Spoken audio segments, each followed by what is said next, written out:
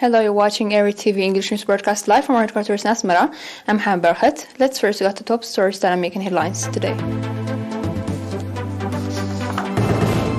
One patient has been diagnosed positive for COVID-19 and test is carried out today. Eritrean cycling national team accorded warm welcome. Nigeria train attack leaves at least 7 people dead.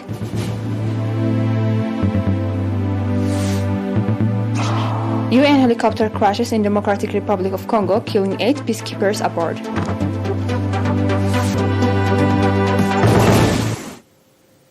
We have an announcement from the Ministry of Health. One patient has been diagnosed positive for COVID-19 and test is carried out today at testing stations in the southern region. Accordingly, the total number of confirmed cases in the country to date has risen to 9,728. The total number of recovered patients stands at 9,620, while the number of deaths stands at 103. Ministry of Health, 30 March 2022.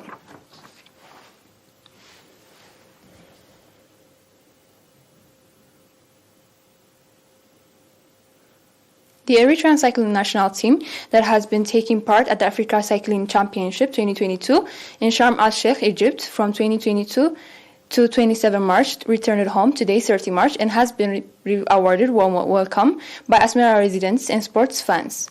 At the ceremony held at Asmara International Airport, Ambassador Zemede Takhle, Commissioner of Culture and South Sports, thanked the members of the national team on behalf of the people and government of the Eritrea. Ambassador Zemede indicating that the outstanding victory has been gained by young and new cyclists, that robust effort will be exerted to produce more competitive cyclists. Ambassador Zemede also said that the event has created additional color for professional cyclist Binyam Girmay, first African winner of the major international cycling race, as well as Nathan Tesfaten, winner of the Tour de Rwanda 2022, have joined the national team in the welcoming ceremony. It is to be recalled that in Africa Cycling Championship 2022 in Sharm el-Sheikh, Egypt, from 22 to 27 March, the Eritrean national team collected 50 medals, including 7 gold, 6 silver, and 2 bronze.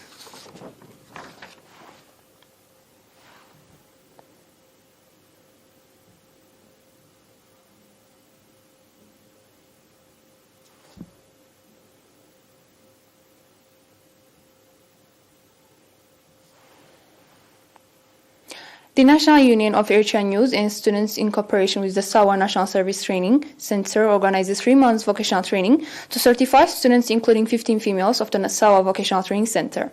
The training program included photo editing and graphics. At the conclusion event of the training held on 26 March, the head of National Union of Eritrean Youth and Students branch at the Vocational Training Center, Mr. Hassan Mohammed Noor, called on the trainees to develop the trainings they received through practice, indicating on the importance of the trainings in developing the overall capacity of the youth. Mr. Tesfail Tawalda, director of the Vocational Training Center, called on the trainees to comprehend the objective of the training and apply it in improving their livelihoods. At the event, awards have been provided to outstanding students.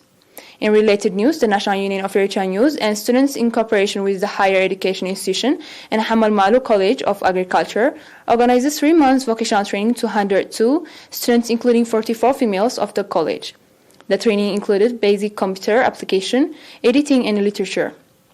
Speaking at the concluding event on the training, the Dean of the college, Professor Walda Amlach Araya, said that on the top of the regular college education the college is providing to students, is also engaging in providing support and consultation to farmers, and organizes various vocational trainings to students with a view to develop their capacity.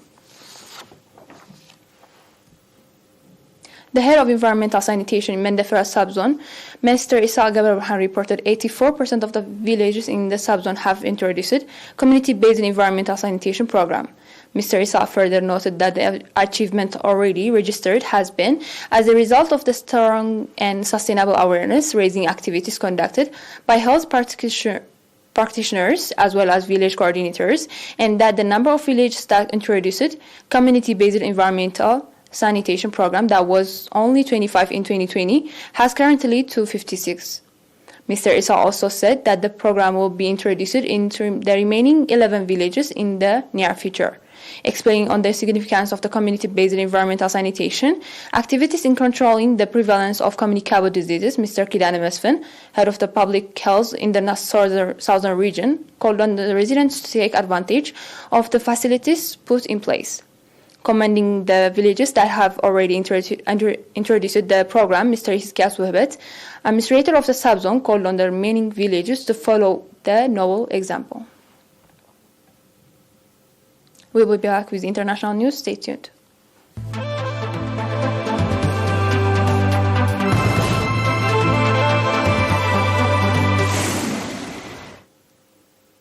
At least 7 people died in Nigeria after gunmen attacked a busy train linking Nigeria's capital Abuja and Kaduna City Hospital. The gunmen mined the track, forcing the train carrying 970 passengers to a stop on Monday evening. The attackers opened fire on the train and abducted an unknown number of passengers. This is the second time that the rail line between the cities is attacked in the last 6 months, according to a senior security source military personnel, Rashid Dassin. The governor of Kaduna State condemned the attack, describing it as a terrorist incident. Armed gangs have been active, particularly in northern Nigeria, carrying out killings and kidnappings for ransom despite military attacks against their hideouts. 8 UN peacekeepers, 6 Pakistanis, a Russian, and a Serb were killed Tuesday when a Puma helicopter crashed in the North-troubled Eastern Democratic Republic of Congo, the UN and Pakistani officials said. It added that 6 Pakistani troops were among those killed. A spokesman for UN Chief Antonio Guterres in New York confirmed the crash and gave the nationality of all 8 victims. Pakistan's Prime Minister expressed his deep sense of shock and grief, his office said, paying tribute to the global peace effort by the country's armed forces. Authorities in North Kivu said M23 rebels had shot down the aircraft, but the group denied this instead of claiming the Cong military is responsible for the crash.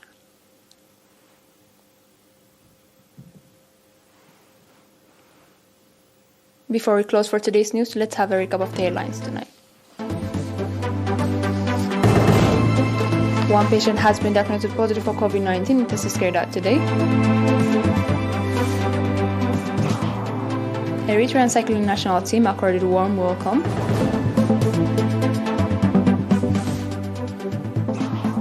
Nigeria train attack leaves at least 7 people dead.